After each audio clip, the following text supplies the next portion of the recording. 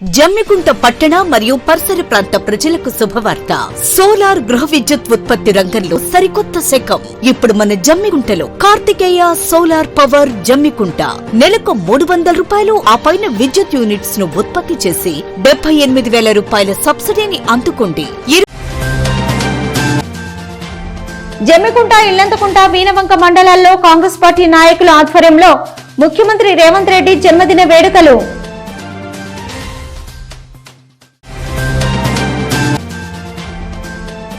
జమ్మికుంట పట్టణంలో విగ్రహ ప్రతిష్టాపనలో భాగంగా మొదటి రోజు పూజలు అందుకున్న పోతులూరి వీర బ్రహ్మేంద్ర స్వామి.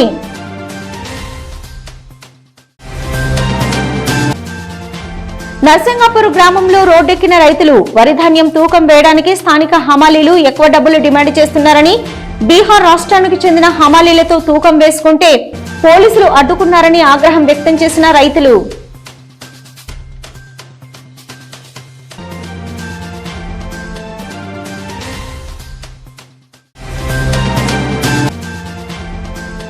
జూబ్లీహిల్స్ బై ఎలక్షన్ లో భాగంగా దేశినికోటి ఆధ్వర్యంలో ఇంటింట ప్రచారం.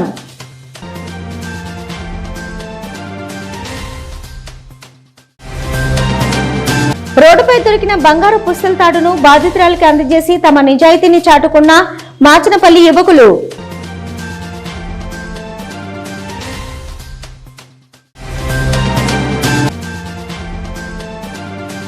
జమ్మికుంట బీజేపీ పట్టణ శాఖ ఆధ్వర్యంలో ఘనంగా మాజీ ఉప ప్రధాని అద్వానీ జన్మదిన వేడుకలు.